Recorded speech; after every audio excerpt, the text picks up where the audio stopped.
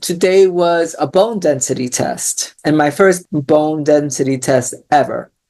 And so there were questions I needed to fill out before I was seen, and I couldn't answer like when I started getting menopause or other questions. I had to put some numbers, and what I put just wouldn't take. So when I got to the facility, I was like, listen, some of these questions don't apply to me. So there's a waiting room with other women, and I like proudly announced, I'm a trans woman. I can't answer all these questions. So I never have a problem stating my trans status.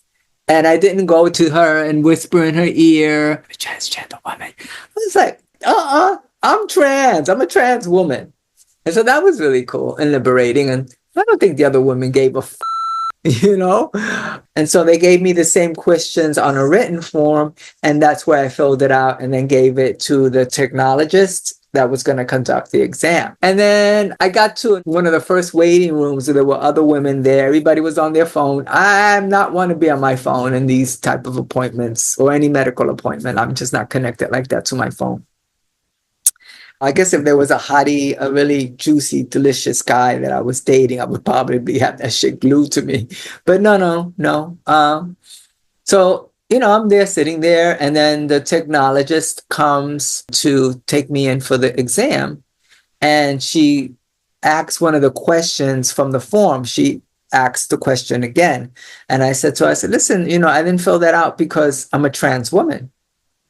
And she's like, oh, well, you certainly fooled me. And, I left it alone. But how did I feel around that statement? I felt okay. I'm grateful. Like, I don't have any makeup on.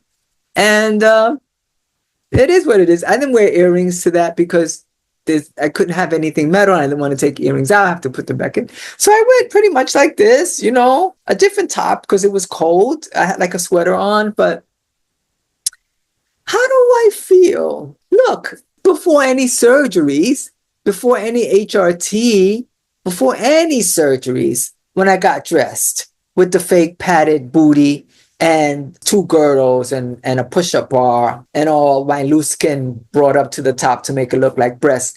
I'm petite. So when the technologist was like, oh, you could have fooled me. I'm like, well, trans, it's not about fooling anybody, but thank you. And I didn't say that. I just smiled. But I'm grateful. Sometimes I wish I looked trans. And I probably do. I'm sure I do, because sometimes I walk wherever I am in Manhattan, and some homeless guy will start murmuring some shit about me being trans, So, yeah. I think, my bumps and stuff show at times, I don't have no real smooth skin. It may look it, but it's not. I have my lines. I'm 65, going to be 66 in March. I know it shows, I've taken care of myself. This is HRT and the progesterone and the estrogen and surgeries and facelifts that I've had, and good fat distribution with PO, whatever. HRT has helped, nutrition has helped, exercise has helped to make me look like this, right? And a low res camera, a low resolution camera, girl, that's the best one. But, I guess I'm all bubbly and shit because that test is done. I was really nervous about any test, especially something I'm doing for the first time, especially a test that is geared for women. Men have these tests too, but the questions and everything, they're assuming that I'm a cisgender female. It didn't have a check for like transgender, it had male, female, and I put female. So yeah, the test is done, girl. The test is done. And I'll get the results back in a week. And I have an appointment with my primary care doctor next week. And so we're going to go over the MRI test that I had for brain fog, the EEG that I have for the brain fog, which the neurologist said everything was okay. And now the bone density test that my primary care doctor wanted me to have this examination. So I've got everything in order. Everything's there. Yeah, I said everything's there.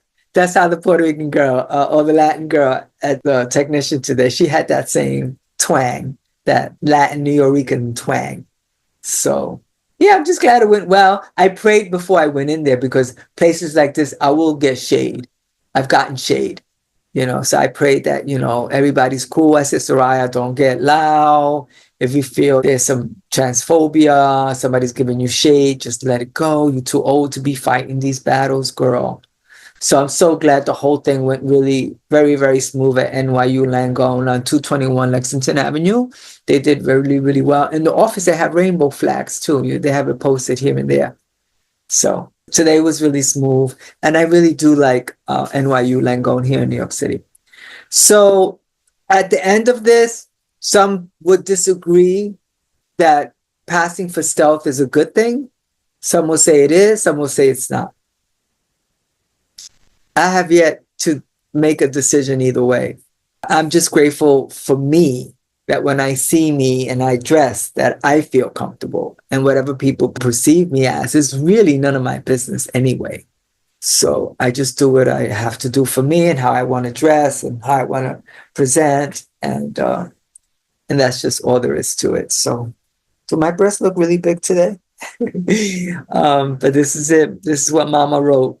And I want to thank you all for being here with me. Take care. Trans Mama loves you. Bye.